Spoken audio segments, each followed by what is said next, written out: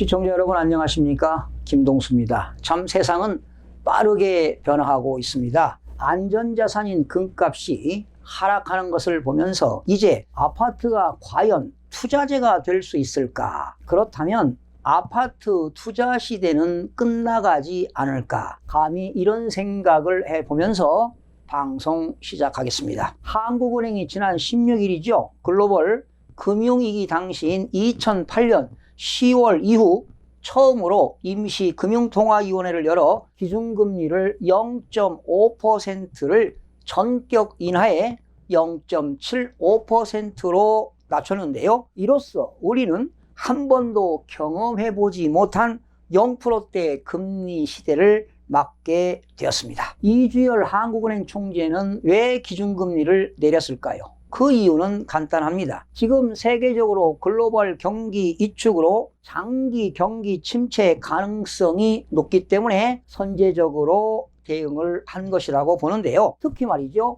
영세 자영업자라든가 중소기업들이 이런 사태 확산으로 인한 어려움을 타개하고자 도움을 주는 것도 이유가 되겠습니다. 그러니까 아무래도 기준금리를 내리면 일반 시중은행도 이자가 내려가지 않겠습니까? 그러니까 결과적으로 자영업자들이라든가 중소기업들에게 금융비용인 이자 비용을 좀 경감해 주겠다, 뭐 이런 차원도 아니겠습니까? 그렇다면 이렇게 기준금리 인하로 과연 부동산 시장은 어떠한 영향을 미칠까요? 기준금리가 떨어지게 되면 주택 수요를 높이는데도 아무래도 뭐 효과는 있다고 봐야 되겠지만, 그러나 지금 이런 상황에서 경기 침체가 장기간으로 간다면 기준금리를 낮춰도 부동산 시장에는 크나큰 영향이 없을 수도 있습니다. 또한 효과가 있다 하더라도 일시적으로 효과는 있지만 오랫동안 효과는 발휘할 수가 없다라고 감히 생각해 보는데요. 한국은행이 기준금리를 인하하게 되면 결국은 이런 가계에서 금융비용, 이자 비용을 낮추는 효과가 있지만 부작용도 상당히 많습니다. 이렇게 기준금리를 지금 1.25%에서 0.75%로 내린 이유는 대한민국에 처음 있는 일인데요. 과연 그러면 어떠한 또 부작용들이 있을까 하는 겁니다. 지금 말이죠. 실물 경기에 미치는 충격의 정도가 워낙 크기 때문에 특히 이러한 충격이 몇 개월 동안 오래 간다고 한다면 취약 부분에서는 정말 생존하기가 어렵게 되는 것입니다. 그래서 이번 사태가 장기화되면 부동산 시장에는 악영향을 미칠 것으로 보는데요. 주택가격 하락은 불보듯 뻔합니다. 이렇게 장기 침체로 말이죠. 소득이 줄어들게 되면은 어려움을 겪는 사람들이 많이 증가할 것입니다. 바로 이렇게 경기가 장기간 침체된다면 고용이 감소될 것입니다. 고용이 감소되게 되면 가계소득들은 무조건 감소하겠죠.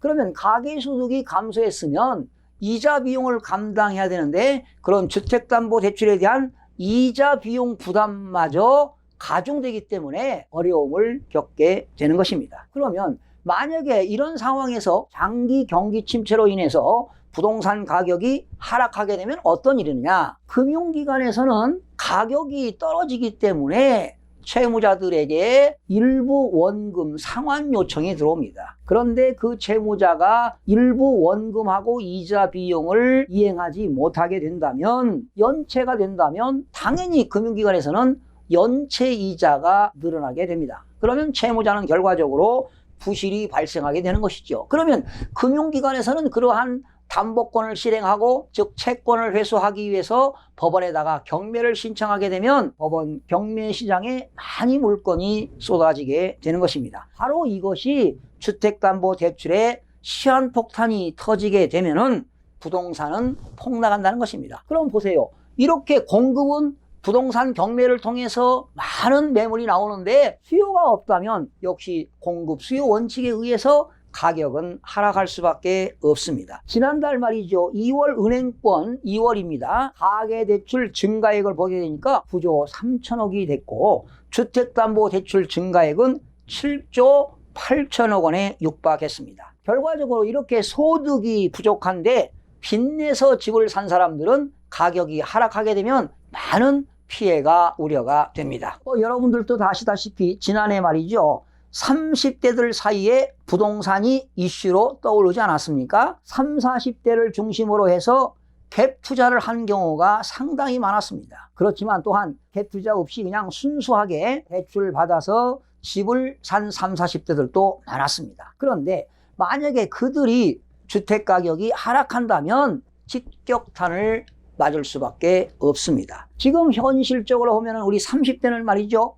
재테크 유행을 상당히 잘 탑니다. 돈 좀 된다 하면 쏠림이 심하죠. 그런데 말이죠. 이번 사태로 30대 직장인들이 최근 2달간 재택근무를 하게 되면서 소득이 종전보다 30%가량 줄어들고 있다고 합니다. 또한 30, 40대들이 운영하는 자영업자들은 매출이 반토막이 났다고 합니다. 그러면 결과적으로 이런 근로자들이라든가 자영업자들의 30, 40대들이 소득이 줄게 되게 되면은 대출 담보 이자에 대한 비용을 부담하기도 어렵다는 것입니다. 사실 집값이 상승할 때는요, 담보대출도 증가합니다. 부채가 늘어나지요. 최근 들어서는요, 대출 증가율과 집값 상승률이 좀 둔화되고 있는 것 같습니다. 그러나 현재 대한민국의 가계부채는 1600조를 넘어서서 지금 시한폭탄을 안고 있습니다. 그런데 말입니다. 만약에 집을 사는데 100% 자기 자본을 들여서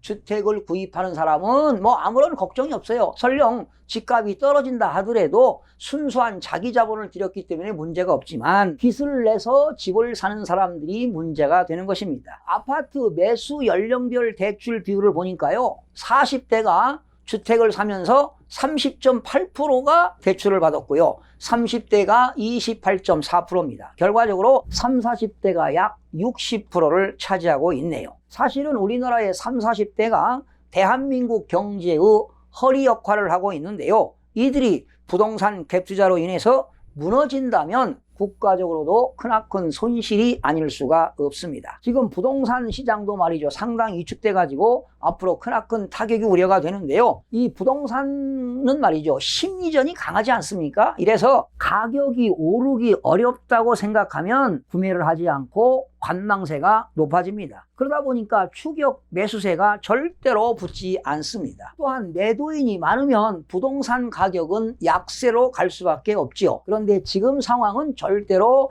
매수 타이밍이 아닙니다. 그래서 혹시 집을 구입하는 사람들은 부동산 시장을 신중히 고려해야 할 시기라고 보여지는데요. 요즘 제가 이런 기사를 봤어요. 금리 인하 후에 부동산 노리는 자금들이 대전, 수용성으로 몰린다는 기사가 나왔는데요. 진짜 사실인지 의문이 갑니다. 미국의 금리 인하, 국내의 금리 인하로 부동산 가격을 혼돈 속으로 밀어넣고 있습니다. 서울의 고가 아파트 등은 대출 규제와 경기 침체 리스크로 가격이 하락하는 반면 맞는 얘기입니다. 그런데 금리 인하에 따른 시중의 유동성 증가가 예상돼 지방의 대도시와 수도권인 수용성입니다. 수원, 용인, 성남 등의 개발 호재가 있는 지역은 풍선 효과가 우려된다. 그래서 지금 갭 투자들이 몰려들고 있다. 이런 기사는 글쎄요, 이게 바람직한지 맞는 건지 아무래도 의문이 가는데요. 아마 이런 기사들은 투자를 호도하는 기사가 아닐까, 이런 생각을 해봅니다. 지금은 이제 어느 지역이든 지금은 위험한 시기입니다. 제가 볼 때는요, 금융시장의 하락세가 부동산 시장으로 전이될 거라고 보는데요. 여러분도 아시다시피 주식시장이 침체가 되면은요, 부동산 시장은 반드시 하락기에 접어들게 되어 있습니다. 이번 사태로 주식시장은 오랜 기간 동안 침체기가 될 것으로 보여집니다. 특히 한국은행이 말이죠, 사상 첫 제로금리 시대를 열면서 오히려 실물 경기 하방 압력이 크다는 시그널이 시장을 위축시킬 것이란 분석이 지배적입니다. 지금 서울 지역 주요 아파트들을 대출과 세금 규제에 이어서 경기 악화가 현실화되면서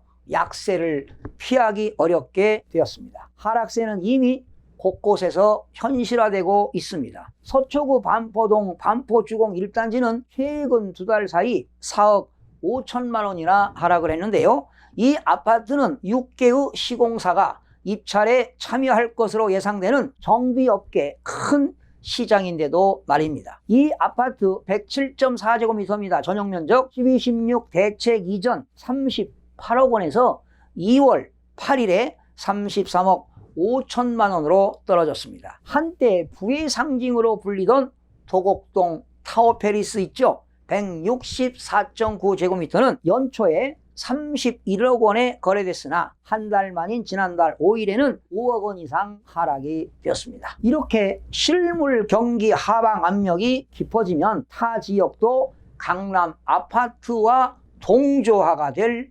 가능성이 높아 보입니다. 실제 강남 3구에 이어서 상승세를 띄웠던 마용성, 마포, 용산, 성동에서도 거래가 줄고 억 단위 하락 움직임이 나타나고 있습니다. 앞서 1216 대책에서 주택담보대출 금지 대상이 된 15억 원 가격대의 아파트들은 이번 사태 이전부터 하락세가 나타나곤 했습니다. 이번 사태 충격으로 부동산 급락이 온다면 강남, 마포, 용산, 성동과 수도권 지역인 수원, 용인, 성남 등 상승 순서대로 하락할 것으로 예상이 됩니다. 지금 우리나라 경제는 대외 수출 의존도가 높아서 외부 충격에 취약한 만큼 대비를 서둘러야 합니다. 특히 30대는 열정적으로 일하면서 인정받기 시작하고 탄탄한 미래를 꿈꿔야 할 시기입니다. 그런데 일찌감치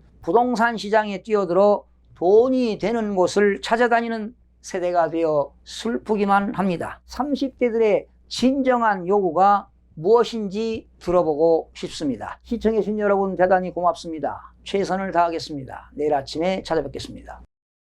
마음이 드셨다면 구독, 좋아요 꼭 부탁드리겠습니다. 고맙습니다.